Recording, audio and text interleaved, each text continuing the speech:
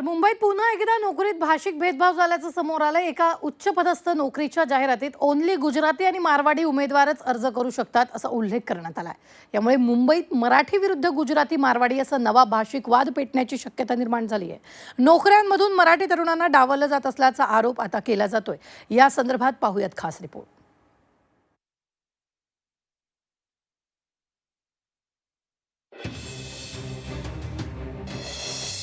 मुंबईत मराठी माणसांना नोकरी नाकारली।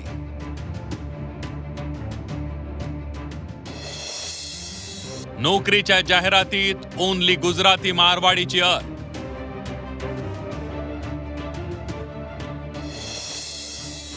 मराठी माणसाला नोकरीची संधी नाकारल्याचा आरोप।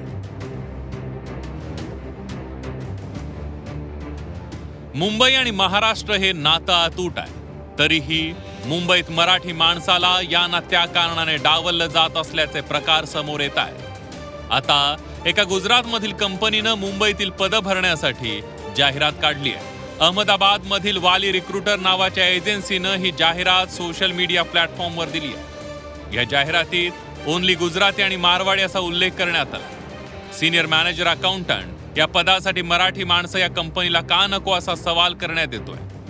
25 लाखांचं पॅकेज असलेली नोकरी मराठी माणसाला का नाकारली जाते असा प्रश्न मराठी माणसाकडून विचारला जातोय। काही मराठी तरुण नोकरी शोधत असताना Naukri.com आणि LinkedIn या नोकरी शोधक या संकेतस्थळावरती एक जाहिरात पाहिली। खरं तर ही जाहिरात आहे AGM आणि अकाउंटिंग फायनान्स रिलेटेड। त्या ठिकाणी त्यांना CA हवाय आणि एक अहमदाबाद बेस्ड एजन्सी आहे ती ही जाहिरात टाकते। 5 जूनची ही जाहिरात आहे। नोकरी आहे मुंबईमध्ये, एक मोठी कंपनी आहे। कंपनीचं नाव तर आम्ही माहिती काढू। काय जाहिरात आहे ही? नोकरी मुंबईमध्ये आहे आणि वेतन बघा तुम्ही 20 ते 25 लाख वेतन आहे। म्हणजे हे मराठी माणसाला नाही द्यायचं यांना। काय लिहिलंय? Only for Gujarati Marwari. नोकरी कुठे असणार आहे? तर मुंबईत असणार आहे। हा काय प्रकार सुरू आहे? यावरती शासन कडक भूमिका घेणार आहे की नाही घेणार? दरवेळेस आम्ही कायदा हातात घेतला पाहिजे का? महाराष्ट्र नवनिर्माण सेना ही या प्रकरणी आक्रमक झाली आहे। मराठी माणसाला नोकरी नाकारणाऱ्या कंपनीला आपला प्रकल्प मुंबईत चालू ठेवायचा आहे ना असा गर्भित इशारा मनसेनं दिलाय। लिंक्डइनवर एक जाहिरात आली आहे नोकरीची, ज्यामध्ये मुंबईतच या नोकरी आहेत। त्यात त्यांनी सांगितलंय की फक्त गुजराती आणि मारवाडी अर्ज करू शकतात। बघू ना कुठल्या कंपन्या आहेत ज्या मराठी आणि मारवाडीच लोकांना घेणार आहेत। उद्या त्या कंपन्या जर चालवायच्या आहेत मुंबईत तर त्यांनी त्याचा विचार करावा।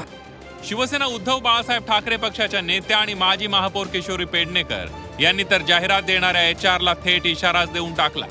गुजराती मारवाडी किंवा ही लोक ना नोकरीत कमी जातात आणि व्यवसायामध्ये उतरलेली असतात।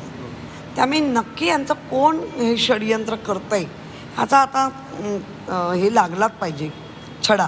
त्यामुळे त्या कंपनीचा जर पत्ता मिळेल थोडा तुमच्या कोणी किंवा मी मिळवते तर मी तो कोण जो HR आहे त्याला भेटणार। नीट उत्तर दिली तर ठीक, नाही तर कान आणि गालामधला जो अंतर आहे तो आम्ही पार करू। महायुती सरकारमधील शिवसेनेनंही भाषिक भेदभावाविरोधात आक्रमक भूमिका घेतली आहे। मराठी माणसाला नोकरीचा हक्क नाकारणाऱ्या कंपनीवर कारवाई करू अशी भूमिका शिवसेनेनं घेतली आहे। तर भाजप नेत्या आणि मुंबईच्या महापौर रितू तावडे यांनी संबंधित कंपनीला नोटीस बजावणार असल्याचं सांगितलंय। तर अशी जाहिरात असेल तर नक्की त्याच्यामध्ये लक्ष घालू आणि जो कोण कंपनीचा मालक असेल त्याला बोलवून घेऊन काय निर्देश द्यायचे ते देऊ। जर का एखाद्या कंपनीने जाहिरात काढत असताना असं ठराविक भाषा बोलणाऱ्या व्यक्तींसाठीच फक्त नोकरी असं जर का उल्लेख केलेला असेल किंवा तसं त्यांचं जर का पुढाकार घेतलेला असेल तर नक्कीच हे अशा गोष्टी काही महाराष्ट्रात आम्ही सहन करू शकत नाही। त्यांच्यावरती आम्ही कायदेशीर जर का ते तथ्य आढळलं त्याच्यावरती कायदेशीर कारवाई आम्ही करू। व्यक्ती वगळता नाही तर त्याच्यावरती अशा पद्धतीचं जर असेल तर मी पूर्ण माहिती घेईन आणि त्यांना आमच्याकडनं नोटीस पाठवली जाईल। अशा व्यक्तींवरती कारवाई केलीच पाहिजे। मराठी भाषेसाठी आम्ही फार आग्रही आहोत। मुंबईमध्ये संपूर्ण समाजाच्या जातीच्या पंथांना आपण सामावलेलं आहे, पण तुम्ही या मुंबईमध्ये असताना तुम्हाला मराठी ही आलीच पाहिजे, हा महापौर म्हणून माझाही आग्रह आहे। मुंबईत मराठी माणसाला उद्योग व्यवसायात डावललं जात आहे। मराठी माणसाला घरं नाकारली जात आहेत। विशिष्ट सोसायटीत विशिष्ट जाती धर्माचे लोक राहतील असा आग्रह धरला जातोय। या निमित्तानं मुंबईतून मराठी माणसाला हद्दपार करण्याचा कट तर शिजत नाहीये ना असा संशय मराठी माणसाला येऊ लागलाय। ब्युरो रिपोर्ट, झी 24 तास, मुंबई.